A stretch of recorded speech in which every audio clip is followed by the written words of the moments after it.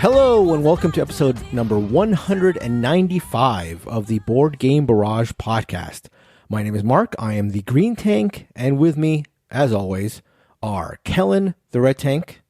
Hello. And Neelan, the orange tank. Hello. Today, we revisit our world-famous designer series where we spotlight a designer, talk about their background, their games, their design styles, all that kind of good stuff. Today, we are going to be... Whoa, Mark. I'm sorry. You have an acronym for this. Are you abandoning the acronym already? No. Yes, it's gone. No, I'm not. It is BGB DOG, right? Yeah, I've forgotten what it is. Designer of games. Designer of games. That's right. So this is the latest in our BGB dog series. That is trademarked. And today's dog of the day, I guess, I don't know. Sure. Yeah, sure. Is the one and only Eric Lang. He of the latest hotness and of plenty of hotness over the years, but the designer of Ankh, one of the big games of the last year. But he's been designing for years and years and years and years, and we'll be talking about his games, his design philosophy, a little bit about his background. So excited to do that. But before we do that, how are you guys doing? We got a chance to hang out a little bit this week, play some games. Yeah. We had a Mark official going away board game party, and it was very, very sad. And that was on Saturday night. And then on Sunday night, we had the Mark's Gone party. Yes, right. Exactly. Yeah, my going away party a week after I had gone away, which was cool. I actually like the weirdness of that. But yeah, so we'll be talking about some of the games we played when we talk about the games we've played. Kellen is going to start us off talking about what's missing, which careful listeners to the podcast will remember last week he ordered while on the episode. So this is a quick turnaround. We go from talking about it to ordering it to reviewing it in 2 weeks. That is what we give to our listeners. I'll follow that up with Polynesia. And then finally, Neelan will tell us about 10. Is there any exclamation mark with that or anything? Any weird punctuation? It's just all capital 10. Okay. Oh, are the 10 jokes starting? Yep. Yeah. I'm so ready for this. I know you were dealing them out while we were playing the game, so I'm looking forward to rehashing those 10 jokes. The crowds were just cheering. They were. So, Kellen, what's missing? All right. So we got to play What's Missing. Now, the thing I didn't know when I bought the game, the yellow edition, is that it's actually called What's Missing from My Drawing. I think. That's what's written on the box. So if you listened last week, as you know, this game is literally everyone receives a square card with the drawing on it. And then you put it in your Telestrations-like folder. It's not a folder. What is it? The folder? Envelope? Flipbook? A notepad. Yeah. It is a notepad that has a piece... What? It's like the Blue's Clues notepad. Okay. Christina is shouting from afar. It's like the Blue's Clues notepad with a piece of acrylic on it. And so you jam that picture up there. Let's say it's a tree. And then you have to draw on top. And then you remove the tree. And then you flip it over and you show everybody and you say, Mark, what's missing from my drawing? So the rules are a little vague, as most party games are. And of course, we will try hard the living out of any game. And so essentially there are 3 levels of cards, 1, 2, and 3. You can't draw what's on the card because the whole point is to draw a scene. So my first drawing in the very first round was a tree. And so I drew the garland on it. I drew a Christmas star on top. I drew a bunch of presents. I started trying to draw Santa coming down the tree. And then I thought, no, you can't draw Kellen. Don't draw Santa coming down the tree. You'll just confuse them. And then I turned it around and immediately, boom, we got it. So the way that scoring works is dumb. The rule book says that everyone just shouts until someone gets it, and then they score points. We went around the room, and everybody got one guess in turn order to kind of try to bring some strategy to what's missing. It seemed like all the level 1s were fairly easy, and then you got to level 2 and level 3, and randomly it's like a zombie. And you're like, great, how the hell do I draw something that everyone knows there's a zombie there? And we proceeded to argue. We proceeded to have a good time. My hot take is this is great. You already know if you're going to like it. If what we've said sounds good, it was good. I enjoyed it a lot. I'm excited to play it more. But the scoring, some of it is obnoxious. I mean, yeah, but who cares about the scoring? It's like Telestrations. Like, who cares? You about the cared scoring? quite a lot while you were taking points away from me because I mean, games have to be logged. That's just the rule. I mean, I log Telestrations. if no one gets your drawing, which these idiots didn't know what a teepee was, you actually lose points. And so I believe I ended the game with 0 points. Right. Which makes your arguing about the scoring issues a little hollow. A little suspect.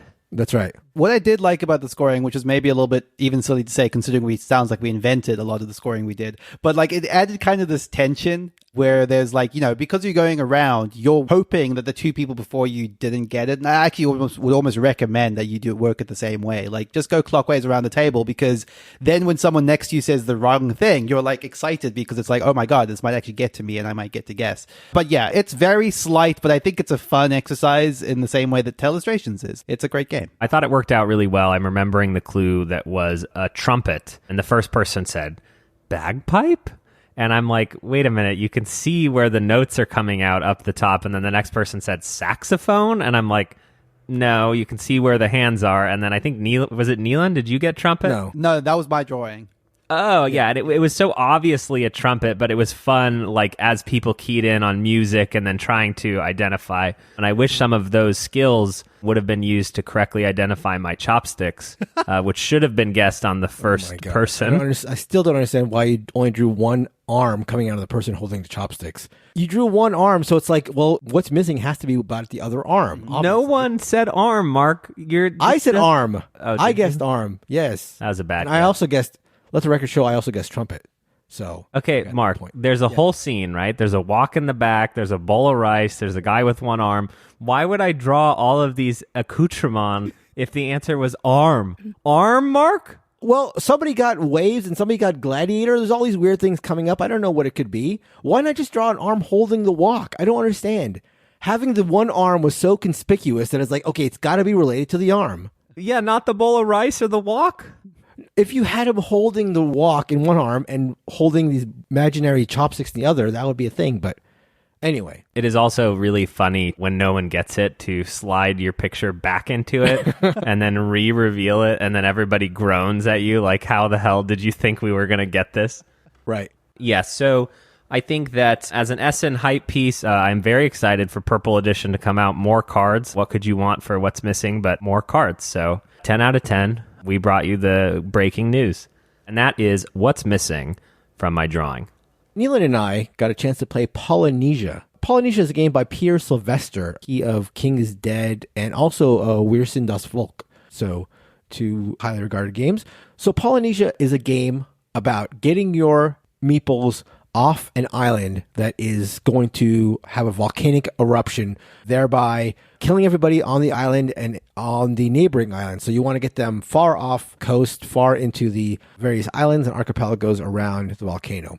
The way it works is every round is split into a number of phases. The first couple phases are going to be the phases where the players take their actions. And the actions in this game are pretty straightforward. There are only 4 things you can choose to do on each turn, but the cost and the strength of the actions in a sort of interesting way change from phase to phase. So, for example, in the first phase of every round, the strength and the cost of actions are 3. So, for example, if you want to take the movement action where you're moving your meeples around the islands, you have 3 action points. If you were to take the movement action in the second phase, you only have 2 movement points. And if you take the action in the third phase, you only have 1 movement point. So, generally speaking, you want to take the movement action early. But there are other actions like exploring, where you are building your infrastructure and building connections from island to island. Because at the beginning of the game, all these islands that cover the board are not connected. There are dotted lines showing where possible connections could be, but there are no connections established. So you can take the explore action to establish a connection from one island to the other. The way you do that is you pay a number of resources equal to that, again, that number of the phase. So in the first phase of a round where the number is 3, you have to pay 3 resources in order to establish the connection. In the third phase of a round, the number again is 1, so you only pay 1 resource. So again, you want to wait to do that in the third phase of a round where it's cheaper, but if you do it then you potentially be blocked out of routes that other people are building earlier. So there's an added cost to build early, but the people who will build early, though they will spend more resources, they'll be on the board quicker. And this game, in a lot of ways, is all about building out an infrastructure. There is, to clarify how this 3-2-1 thing works. There is an action you can do, which is called fish, which is basically gathering resources. If you do it in the first phase, you get 3, again, because the number is 3, you get 3 either fish or clams, whatever you want. Those are the 2 currencies in the game. If you do it in the third phase of a round, you get 1, again, fish or clam. So there's a consideration as to when I want to take an action, because in the earlier phase, it may be the strongest time to do it, but in the later phase, it may be the cheapest time to do it. What you're trying to do, again, is you're trying to get your people off of the main island where the volcano is and onto these smaller islands all around the board. You will be scoring points through a number of avenues. First, when the volcano does explode, any of your meeples that aren't safe are returned to your own tableau, and you will score points based on the number of meeples that are clear of the volcano. So if you are able to send most of your meeples to safety, you'll score more points than if they didn't make it off the volcano and they come back to your own tableau, and you'll score much fewer points. If you're able to get your meeples to the outer regions of the board, you'll score points. So the farthest islands, the ones that are hardest to get to, will score points.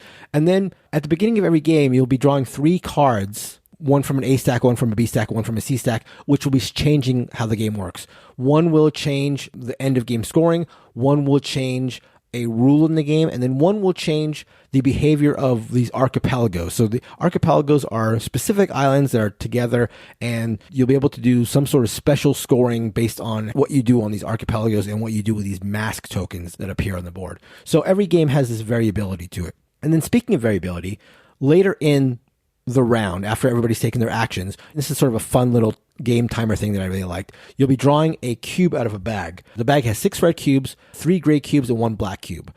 When all 6 red cubes have been pulled, the volcano has exploded, the game immediately ends. If you pull a gray cube, nothing happens, but if you pull the black cube, you immediately draw 2 cubes out of the bag. So the game is variable length, anywhere from, I guess, 5 rounds to 9 rounds. But I like that little bit of like randomness, that little bit of excitement of drawing a cube out of the bag. Our game came down to a situation where we had 2 cubes left. One was a gray one and one was a red one. And some players wanted a longer game and were hoping that we drew the gray, and the other players wanted the game to end immediately and draw the red. So there was a bit of a theatrical pull the cube out of the bag and then hold it aloft and then drop it, with a flourish and that sort of excitement to it. And especially with the black cube, right? Yes. If that doesn't come out by the 4th round, then that could be a very quick ending of the game where, yes, like in the subsequent round. So that there is some potential for real, dynamicism in when the game ends. So you sort of really have to be moving quickly. Yes, there could be a very sudden, abrupt ending where your planning is all thrown out of the window. So that's basically how Polynesia works. I found it to be, a Euro game that had a lot of interesting aspects to it. Again, I mentioned that I like the variable game length counter with the drawing the cubes out of the bag. I like the variability of each game feeling different based on the 3 cards you pull out. The way the infrastructure work is really, really interesting. I didn't even mention that part of it, where if you build a connection from one island to the next, you can travel freely between the one island to the next. But if somebody else wants to take your route or use your route, they not only have to pay you a resource, but you have to have a meeple on one side of those islands, on one of the 2 islands, as a guide. So you can basically have other players ferry your meeples around the board without you having to use a movement point, because they want to take advantage of this infrastructure you've built. There's a lot of really interesting things going on about this. I really, really enjoyed it. What do you think about it, Neelan? Yeah, no, I thought it was great. I think it takes what is, a fairly simple rule set, and I think what it layers on with that 3-2-1 action system is a lot of kind of fun decisions about, like you were saying, Mark. It's like, at first glance, it's like, okay, I'm always going to want to move early and I'm always going to want to build routes later in the round. But then timing is everything in this. If, like you said, for movement, if you want to get ferried across, you want to position yourself so that your people are adjacent to your routes, and then people are incentivized to use your routes because then they get carried across, or they can use it without having to build their own route on top of yours. So there's this idea, okay, I'm going to move at the time where, in setting up for the next round, my people are in the position where people will be able to do these bigger moves using my routes or using my people and carrying me along for free and paying me in the process. So the timing of when you move is everything. By the same token, like you said, Mark, paying extra to get a route early is huge.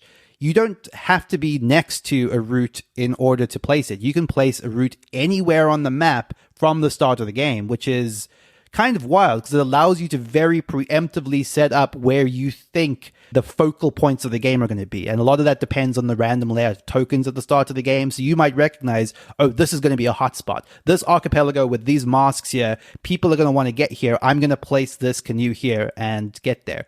And then this other thing that happens, which is, by the same token, but also in some ways secondary to all this, is if you're progressing far along a route and you have to take one more step to get to a really good location, Mark places his little canoe on the route to block you effectively, because now I have to pay Mark not only to get across there, but even to make my own route to it. The way that all these systems intersect is just really cool in affecting the timing of when you're going to do things. And that's not even mentioning like the economy of positioning yourself in spaces to get the resources you need at the end of the turn. There's a lot of cool stuff going on, and it has that really fun dynamic group element of when's the volcano going to erupt? When is this all going to come to a head? When do I just have to get out there and get points before it's too late? I thought this was really, really cool. Speaking of the ability to set this infrastructure wherever you want on the board from the very beginning without any presence, you can just say, hey, I think this is going to be a hotspot. Let me start building infrastructure out of there. I also like how that affects the choices of other players. Like there's a dynamism from that, because if Nealon is going to start building infrastructure for these spots that he thinks are going to be valuable early on, then you can try to just shift your focus to other things. Like, okay, if Nealon is going to jump on that thinking we're all going to clamor over to that side of the board or to that island, let's try to do our own thing and punish him for trying to jump out and do this. There's just a lot of interesting things going on. The art, man, gets me. I can't decide if I'm just into archipelagos by way of liking them for some reason, or if I like the game Archipelago and now I like games that look like this. Right. But I have this one. I don't know how or when I got it. So, and you guys played this 2-player? No. Played 4-player. Yeah. Oh, 4. And yeah, because I'm interested in how sort of the shared routes scale down to 2. Not that 2-player is my favorite, but for some reason I had thought you guys just played it 2. Funnily enough, about the way it looks, Kellen, is that became a point of discussion of just why do so many games lean into the escaping a volcano on the archipelago? Because there's something that's enticing about that. It's just this inviting exploration feel of just man, all my little people are going to be coming out and I'm going to get them to safety across these little island ferries. Right. It works on that level as a visual production beautifully. You see all the boats in the middle of the ocean and the little people and them just scrabbling away from the volcano, and it's simple, but it's perfect. And that is Polynesia by Pierre Sylvester. Nealon, tell us about 10. So 10 is a very new release from Alderac AEG Games. If you drink alcohol, just go ahead and get something. And then anytime Nealon says the word 10, you're going to be drunk before we get halfway through. Now I'm going to try to get through the whole thing without saying 10 once, just to spite you, Calvin. So this was a release, I believe, that was pretty much timed around Gen Con. It was part of their big game night event, and it is a card game that is primarily revolves around push your luck and an auction system. The gist of the game is that there are 4 colors of cards and numbers in each of those colors from 1 to 9. And what you're trying to do is collect as long a run as possible, a sequence of consecutive numbers in each of the 4 colors. And your score is simply how big your biggest run is in each of those colors. If you get all 9, you get a bonus point. So theoretically, your maximum score is 10 in each of the colors for a total of 40. Ding. So on your turn, you're going to draw from this deck and pull one of these cards. And if it's one of those numbers, you can choose to keep going.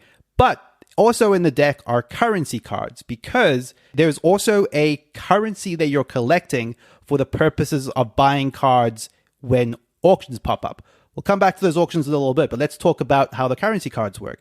When those come up, they also go into a tableau. If the total number of the ordinary number cards is greater than 10, ding, subtracting the total of the currency cards,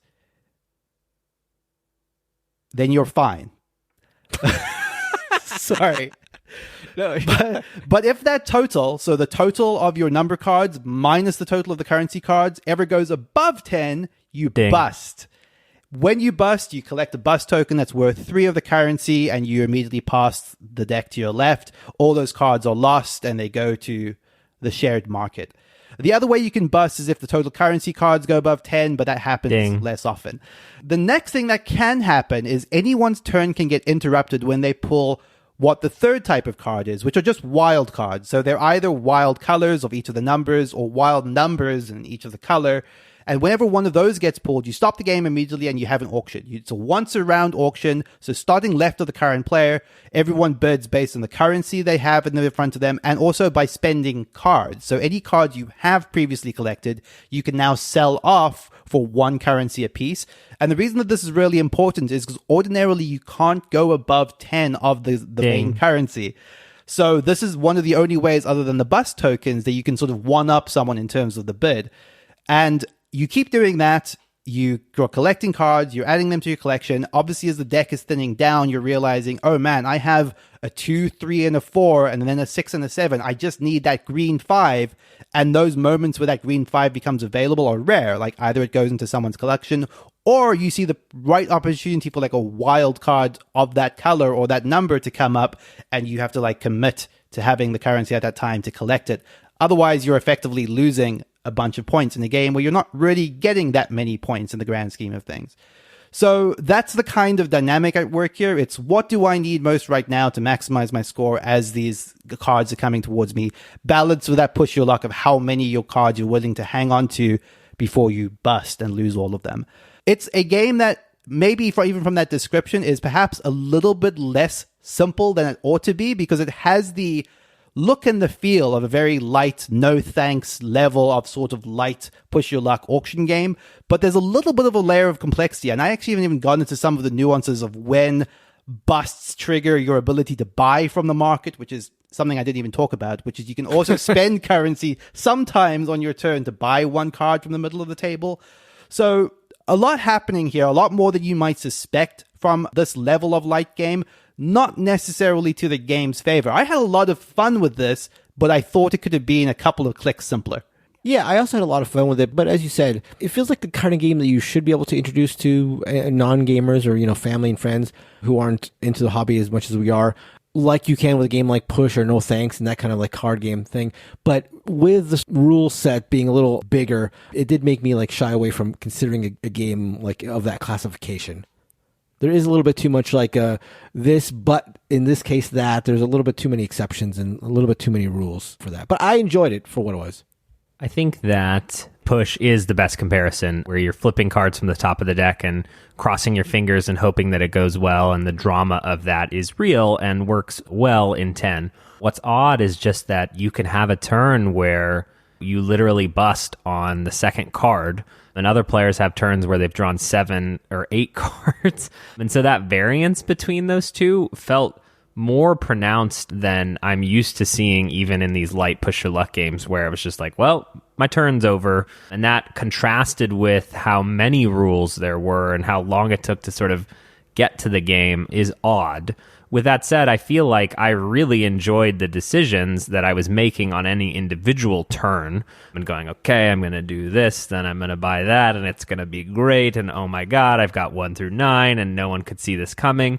But then you have to be a little outcome independent because who wins the game is a little bit more LOL than that strategy that you felt like was clicking in the perfect turn of the game. Yeah, I think that's where the disconnect sort of sits the least well with me, is exactly for that reason, Kellen, where it's kind of like, okay, this has the presentation of a light, random, we're just going to have a good time playing it, but the rule set almost demands a little bit more of you in terms of like paying attention to what you're doing, and it just doesn't feel like any of those things is on the appropriate level with each other. As a gamery game that took us maybe half an hour to play, I had a good time with it, but absolutely, I was frequently busting on card 2. And that almost shouldn't happen in a push your luck game, in my opinion. Like, I shouldn't have to make a decision after seeing 1 card whether I'm going to continue drawing cards. And it's a weird one because those big swings feel like they detract from what were some fun decisions. But at the same time, it's hard to be too mad when a game is this light. But is it light enough compared to what I think the heavy hitters in the category, stuff like No Thanks and stuff like Push? But in its defense, Your Honor, if you are ever in doubt about anything in the game and you say the word 10, you have a very high likelihood of being right. And I used this to great effect during the game and made everyone laugh and cheer and applaud my name. That is 10 by Alderac Games. Before we get into our designer spotlight on Eric Lang, just a few bits of information. First is we are going to be at PAX Unplugged. That is a convention taking place in Philadelphia, December 10th through the 12th. So just wanted to give you all a little heads up in case you were considering going. I know tickets just went on sale. So if you're interested in meeting up, playing some games, doing whatever, by all means, check that out at unplugged.paxsite.com. That's PAXSITE. And hopefully we will see some of you out there. Also, coming up, I know, is the Ghost Turkey. So, Neelan, why don't you tell us about the latest in Ghost Turkey Land? Yeah, so I mentioned a couple of weeks ago that this was coming up, and it is now official. Registration has kicked off for Ghost Turkey 2021. If you don't know what that is our equivalent of a Secret Santa type of event. So you will get assigned someone who you'll have to give a gift to, and you look at their BGG wish list and some notes and information about them and decide what you want to send them. And everyone is doing that in one giant chain that literally goes around the world. If you don't want to ship internationally, you don't have to. So if this sounds like something you want to take a part in, you're going to have to head over to our Discord at boardgamebarrage.com/Discord. There is a Ghost Turkey channel where you can get some information on how to register for that. It's a really, really fun event. It was absolutely one of my highlights of the year when we last did it. It's so much fun just to have that sort of anticipation over some random stranger and not knowing who it is going to be sending you something. And also just obviously the joy of giving is great as well. Like trying to find the perfect gift for someone that you may not necessarily know that well is fun in and of itself. And it's a fun community that builds up over the year of people talking about and posting their pictures and just the anticipation of it coming up. We do it earlier in the year than Secret Santa, so it typically runs around about Halloween to Thanksgiving, although you have until the end of the year to participate, so there's no rush. But registration will close before the end of the month, so if you do want to participate, you do have to sign up soon. So head over to boardgamebarrage.com/Discord if you want to take part. Is that one of those things that people just say, that giving is better than receiving, but everyone knows we're all lying? I think so. I don't know. Based on some of the gifts people sent last year's Ghost Turkey and some of the lengths to which they jazzed up their packaging and stuff like that, I think a lot of people are big time into giving. Which again, to be clear, Kellen, I do not understand, but seems to be the case with our listeners and those participating. I reused some of the Ghost Turkey packaging that I got in my Ghost Turkey package because I was so delayed.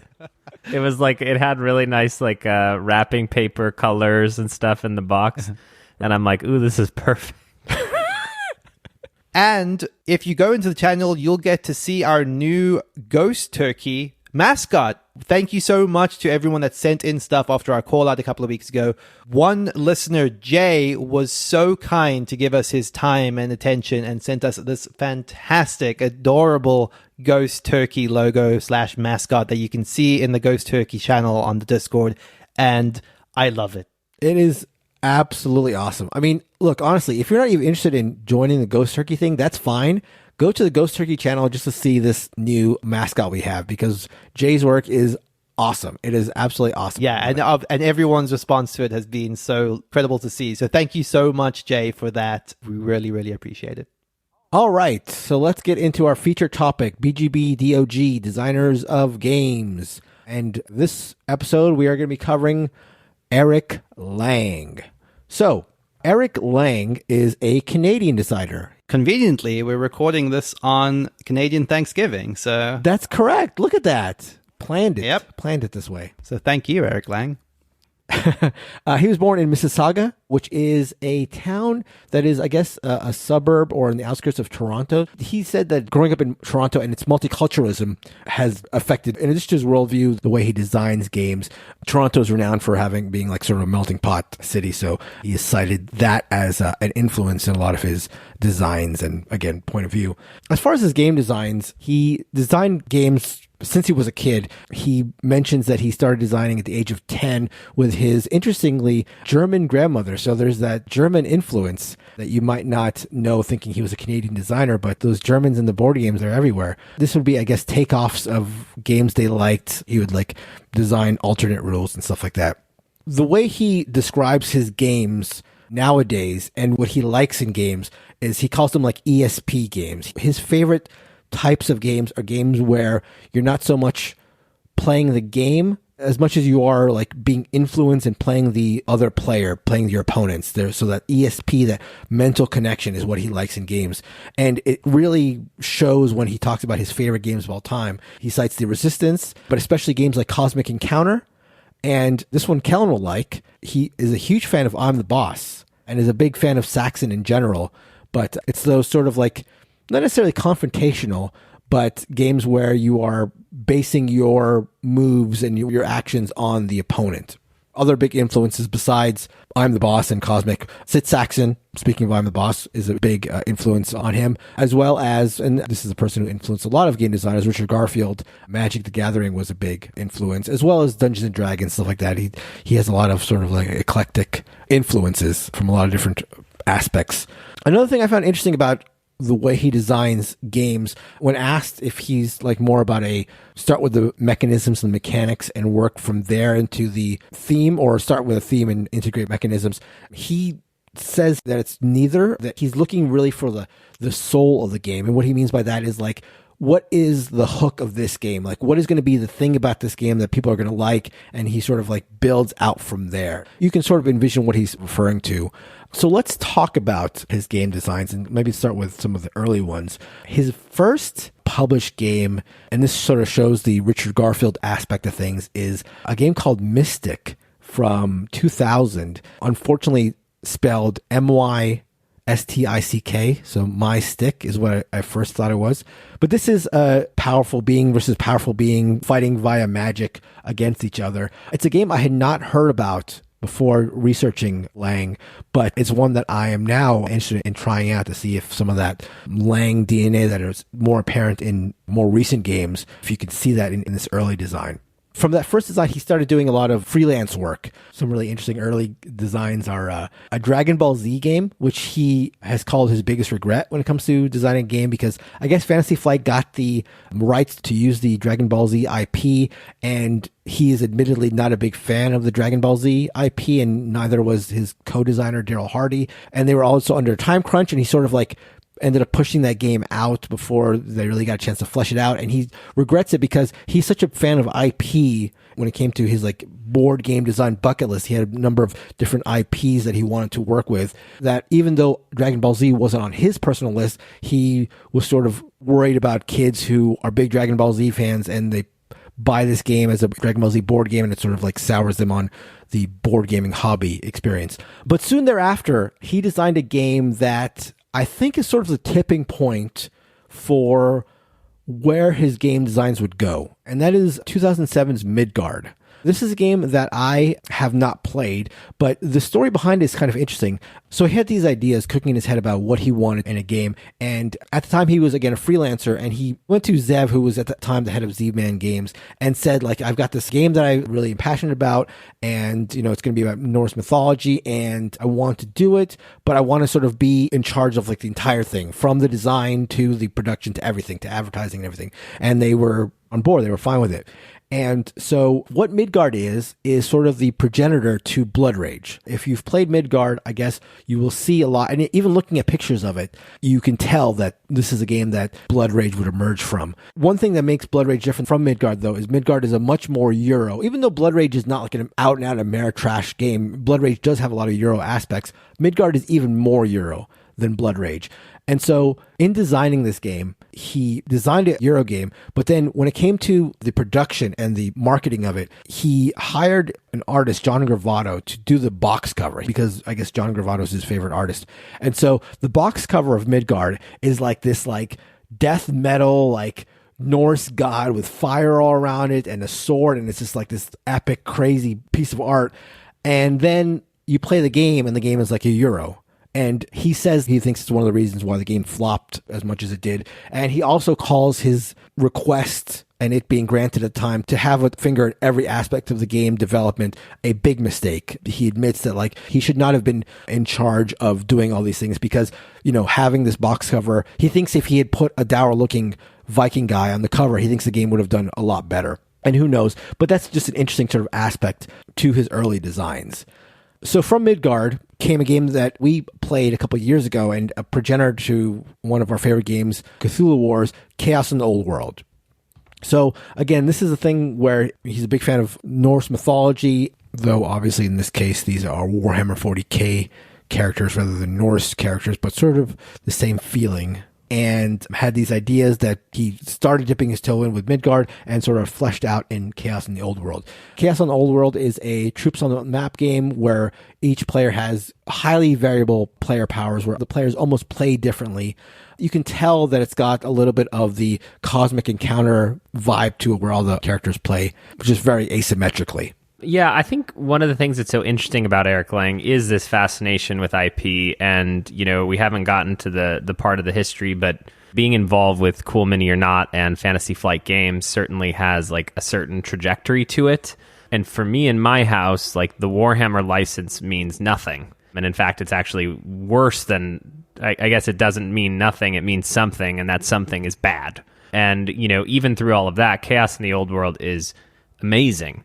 And if you have any love for asymmetric troops on a map games, like you owe it to yourself to try it, even still to this day, with multiple different victory conditions and different ways that each faction scores points. Like you can draw the very direct line to Cthulhu Wars, one of my favorite games of all time. But he has this way, and it might be the main point that I bring up, of distilling down just enough that it still feels Ameritrash, but the way that you get to play is a little bit more Euro. So you never feel like it's just...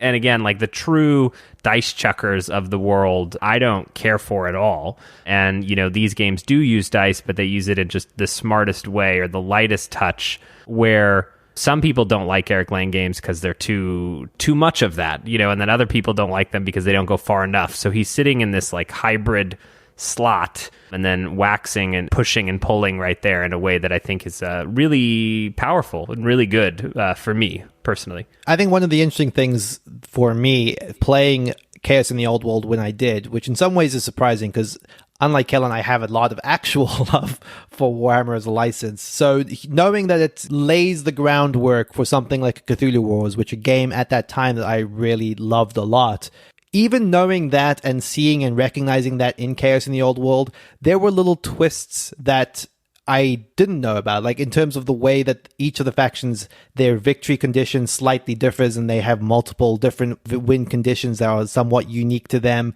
Like that is all really, really cool. And it's all grounded in a game that really does work well with the Warhammer license. It's not very often that licensed games work well at all, and I think Fantasy Flight to some extent has a better track record of it than others, but Eric Lang did right by Warhammer. This feels like a big epic battle game, which is all that Warhammer is about, but it leans into the chaos theming, which is all about bizarre mutations and weird powers, and having as wild asymmetry as Chaos in the Old World does marries both of those things together. So even as Mark is saying that the genesis of his ideas comes from a single spark, a single setting point, you can kind of see the wheels turning in his mind. It's kind of like, okay, we have these chaos gods. What is the unique thing that ties them together? It's like bizarre power, but that is very different from one another. How do we build a game around that? And I think it's such a smart core and like the fundamental core of what Chaos in the Old World is.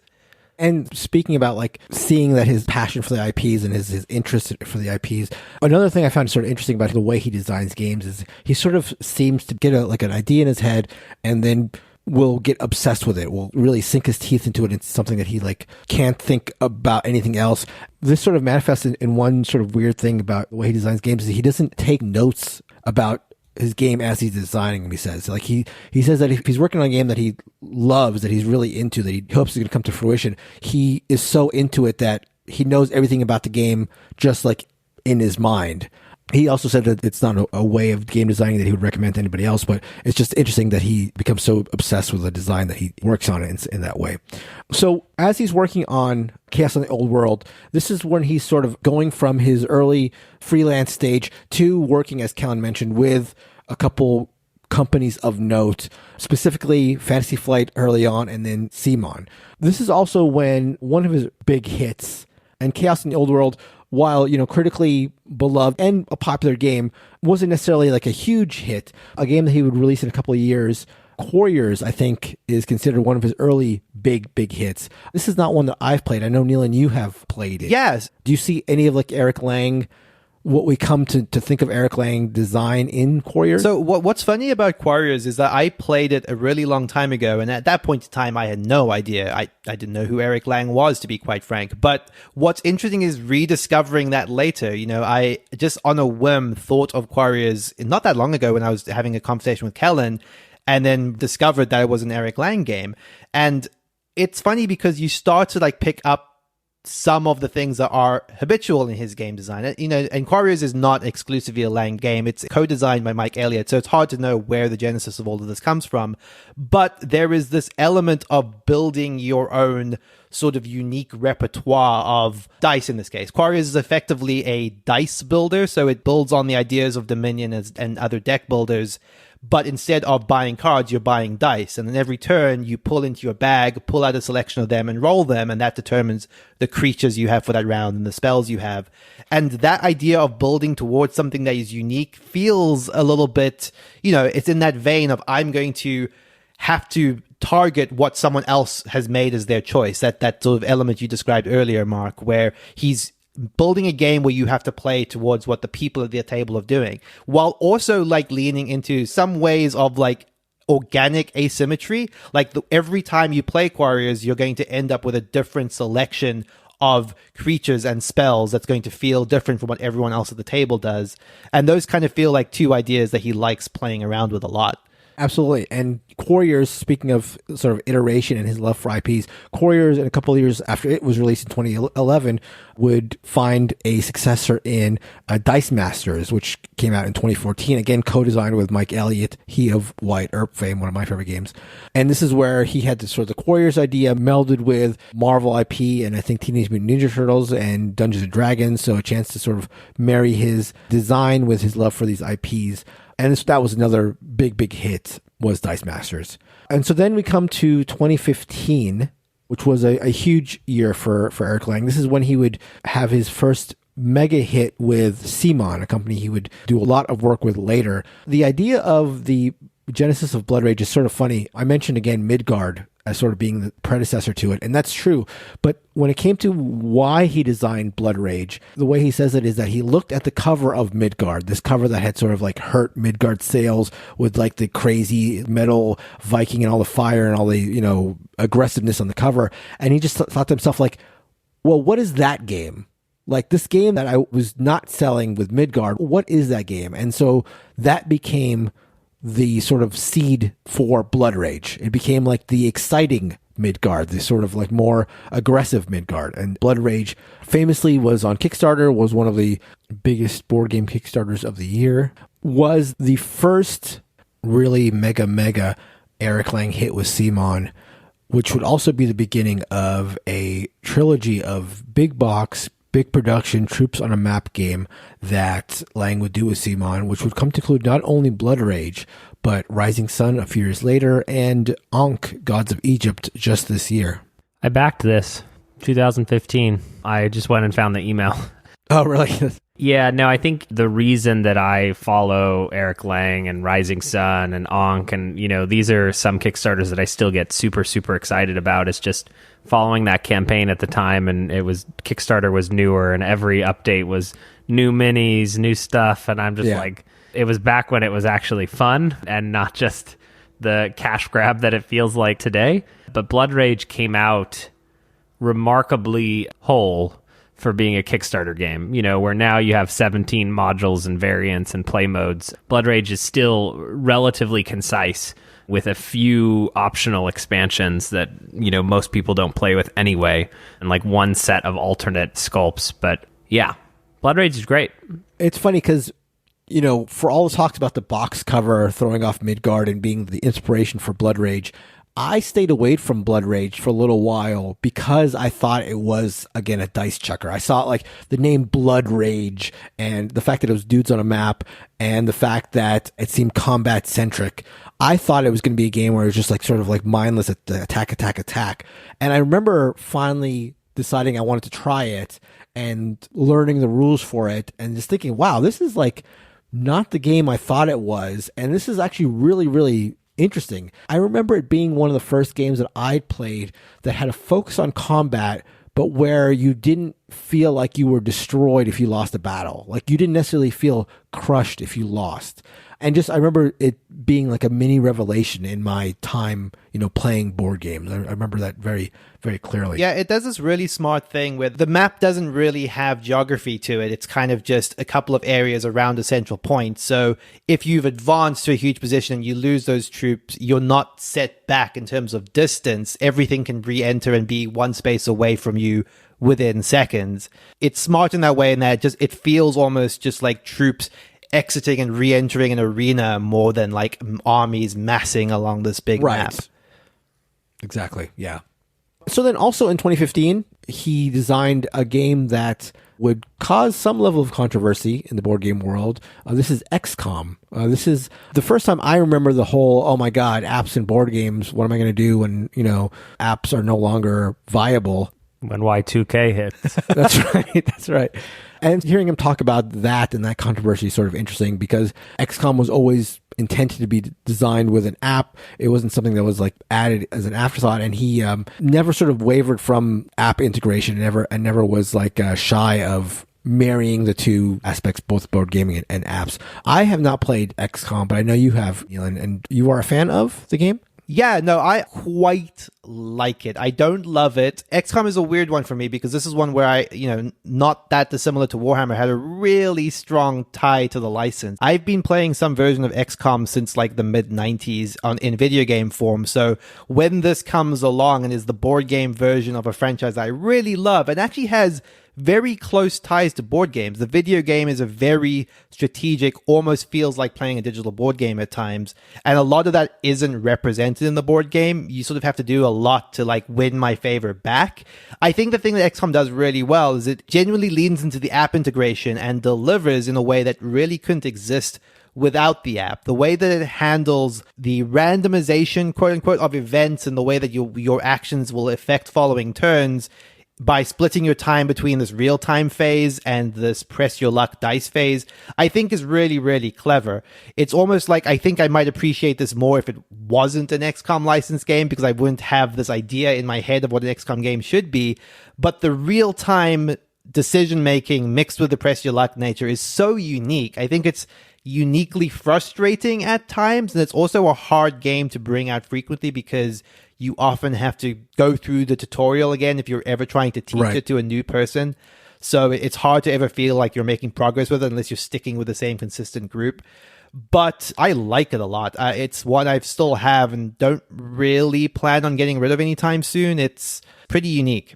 Yeah, I remember you describing enjoying this game but having an issue because you always found yourself playing the training mission over and over again because you have to like sort of reteach it every time you bring it out.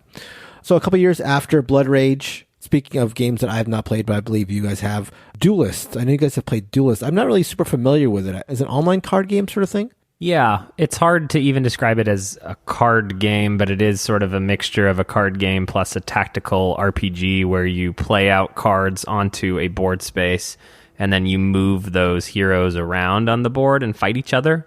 But I remember it being really novel because it sort of got introduced to the board game world and it's like, hey, Eric Lang is super involved in this, and it had a really unique art aesthetic and a style that I don't know if were we talking at this point, Neelan, because we were like, I logged into this I think the first day that I could and was excited to give it a go. Yeah, It's maybe fun. it would have been right on the cusp, right? But this comes like in at the height of like collectible digital card games, with like around about the time that Hearthstone is doing the rounds, and it just feels like new and inventive in a way that it's trying something different in this digital card game space. Again, quote unquote card game, because it's also got the spatial component where the pieces you have can move around the board. It didn't hit for me in the way I would have loved. But yeah, I thought it was really, really novel. And especially, like Kellen said, like anytime a prominent board game designer sort of throws their hat in like a field that is out of the norm a little bit for them, I'm always immediately interested. It's like the times when Richard Garfield like ventures into video game design. I'm just like, oh, that's got to be something I should check out. The year after Duelyst, which was 2017, we have the second in the big CMON trilogy, Rising Sun. This was a game that came out right around the time BGB was born. I think the first episode we were talking about being excited to get it or play it. I can't remember. And it was the source of one of the first BGB controversies. Yeah. I think you can go back to episode 3 or episode 5 to hear more about that, although the audio quality is not great, but it was one of the first spicy bits we had. First time that Mark's real personality came out. That's right. The truth came out. I couldn't hide it any longer.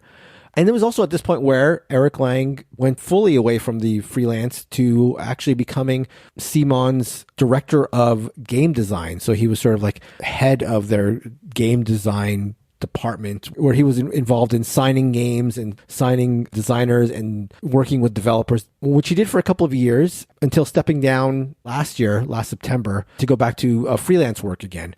One of the last things he did at CMON was a collaboration with a designer friend of his, Rob Davio, he of a lot of the legacy games. This is Cthulhu Death May Die. He's mentioned that he loves the Cthulhu mythos, and even though he acknowledges it's like a genre that is saturated as far as board games are concerned, that if he came up with a good idea or an interesting idea for a Cthulhu-based game, he would still do it at the drop of a hat. It's a theme that he enjoys working with. Cthulhu Death May Die is a co-op game that I played last year and reviewed on the podcast, and it was a game that I was very, very pleasantly surprised with. Usually I don't go for co-op games and not really a big fan of the Cthulhu genre, but I think Cthulhu Death May Die does it as well as you can. I was a big fan of Mansions of Madness 2nd Edition, which was at the time my favorite co-op game, but I think Cthulhu Death May Die has taken that mantle. It does what Mansions of Madness 2nd Edition did well, even better and even simpler. It's a game that I have held on to, and if I'm going to play a big co-op game, it's going to be Cthulhu Death May Die. It's a game that I can definitely recommend. Yeah, I think it gets, like some of his other games, right to the heart of what's fun while still having enough happening on the outside to feel like you're playing a thematic experience. You know, you're always getting closer to power-ups, like almost the whole game of Cthulhu Death May Die. But again, it does also have like 1,700 million expansions and variants that makes it sort of hard to look at from the outside. Right. It's not the most welcoming, like, sort of presentation, for sure. And then finally, his last big design was one that we played a couple weeks ago, was the third in the trilogy of Blood Rage and Rising Sun. This is Ankh, Gods of Egypt, which is, again, another Troops on the Map game with some level of asymmetry and sort of a unique take on the way actions are taken and board control and stuff like that. A game that I'd heard mixed things about. There is this unique system where at some point in the game, the players that are trailing combine forces and sort of meld their powers. And I'd heard a lot of mixed reviews about that. And in truth, I'm not sure where I land on it after just a few plays. But a game that I saw a lot that I really, really liked from, a game that I enjoyed and I would definitely play again. Where do you guys think you land currently on Ankh? I think a couple of things are interesting to me about the design of Ankh. And I start to wonder, like, how much of this, based on what you describe about his design process, is just, this is the thing I'm going to do early, and then that just gets baked into the design as kind of part of the hook. The one thing that stands out is obviously the merge mechanic. That is something that feels like it's such a unique combination of mechanics and theme that you sort of have to almost imagine that he had the idea early and tried to make the game work with this idea in mind. And, you know, whether he was successful or not is perhaps debatable, and certainly has been debated a lot, but it seems like something that was core to what he wanted to be in the game. The other thing that sticks out is, unlike all of the other asymmetric Eric Lang Dudes of the Map games we've mentioned, this is like a hex-based map where you're defining regions and your control of monuments is based on troop adjacency to things. Like, my impression when I read the rule book is that it almost has a, but not quite, Knizia kind of feel to just that one aspect, this feeling that the very specific mathematical topology of the map is like what matters in terms of how you're dividing space and where monuments are located relative to your troops in a way that's just never mattered in any of his other games of this type. So now, as I mentioned, after stepping down from his spot as director of game design at CMON, he's gone back to being freelance. It seems like what is in the pipeline right now is a lot of stuff with the Marvel United game, which is, incidentally, is also at least partially still under the CMON umbrella. I know Spin Masters are somehow involved as well. A game I haven't played, but I've heard good things about. It's supposed to be a sort of like a family weight co-op. Sort of reminds me of, in terms of weight and style, maybe like where the Funko games are, sort of like co-op, family friendly, but with like player powers and stuff like that. Again, a game I haven't played, but I've heard good things about. And then who knows? He's certainly a prolific designer, so I'm sure there's going to be a lot more upcoming.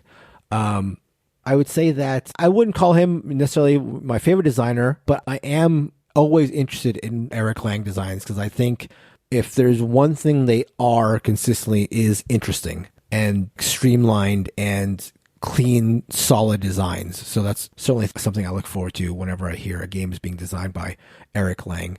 Before we wrap up, any last words from you guys about Eric Lang? Yeah, I mean, one thing I think that I wanted to mention for sure is, like you said, Mark, I think that his designs are not always clear-cut hits for me personally, but certainly if you are someone that is active on social media, the passion which Eric Lang brings to topics of diversity in the board game space, especially as a person of color in the industry, I find that the way that he talks about the importance of diversity in board gaming, to me, feels to come from a very educative place, like someone that really is interested in informing and imparting what he feels is important about board game diversity and inclusion. I'll always have an interest in anything he has to offer when it comes to design. I always find at least some element of something I'm excited about when it comes to a future Eric Lang design. Even if I know intuitively it's not necessarily going to be for me, there always seems to be something that is at the core of the games that feels novel and interesting. I think for me, besides neither of you playing Arcadia Quest, which is a huge sin, and we must rectify immediately with Starcadia Quest, I think for me, I'm ruminating on a few things, one of which is that I'm excited that the trilogy is over so that he can start working on other big ideas that he has. I feel like there's almost a constraint to even the three of them that makes it so you don't need to own all three of them. And then you're sitting there with $300 Kickstarters. They're not that similar, but then they all take up so much box space. They all cost like $300. And it's like, why do I have all this plastic? And which one do I actually want? And that's been a process for each of us, where we each have maybe a different favorite of those games. But then I think about constraint more broadly and what Mark was saying about just IP integration and how Eric Lang likes working with that. And there is a lot of constraint in IP integration. As someone who sits on the other side of that, I can just imagine some of these meetings that Eric Lang is in where they're like, okay, great, you're going to make a Disney game, but Mickey Mouse can't say anything mean to anybody. He can't hurt anyone. And he always has to be depicted positively. Now go design a game. And my guess is that, we talk a lot about how good game design is that constraint. It is that sort of, here are the challenges. And I wonder if some of the love of working with IP is having to work around what are those bigger, broader IP design constraints. For me, I'm excited for him to not be attached to Fantasy Flight or Cool Mini or not, to get away from some of those specific constraints. I'm excited to see what's next. I will always play an Eric Lang game. I think even like Godfather, Corleone's Empire is like better than it has any right to be and is simpler than you expect when you look at it. So for me, I feel like he hits more than he misses, and it would always be a positive sign to see his name on the box. So super big thumbs up for Eric Lang, always into what he is working on. So that is going to do it for our designer spotlight on Eric Lang. Why not go to our Discord at boardgamebarrage.com/Discord in the podcast channel where we talk about this week's podcast and talk about what your thoughts on Eric Lang games are. Maybe tell us what your favorite Eric Lang games are. Maybe some non-mainstream Langs maybe that you've played. He's so prolific that there's a bunch of games that I hadn't even known he designed that I learned about. So if you've played any Hidden gems. Hidden gems. If you played any hidden gems or hidden non-gems, let us know at boardgamebarrage.com/Discord in the podcast channel. While you're at the Discord, go to the Ghost Turkey channel to join our Ghost Turkey/Secret Santa event that is going on now. Again, registration will end at the end of the month. And if you want to see us in person, potentially, and you don't mind going to Philadelphia December 10th through the 12th, go to unplugged.paxsite, PAXSITE.com, and get your tickets to that, because we are going to be there. We are on all forms of social media. You can find us on Facebook and Twitter and Instagram and all that kind of stuff. You can go to our wiki at boardgamebarrage.com/wiki, where all our episodes are listed. If you're wondering if we ever have talked about a game, you can go to our games page and find out. And then it'll link you directly to the episodes where we talked about the game, and you can hear what we have to say about them. You can email us at boardgamebarrage@gmail.com. And as always, a big thank you to Heart Society for our intro and outro song, What's on Your Mind, Kid? Until next week, goodbye. Bye-bye. Good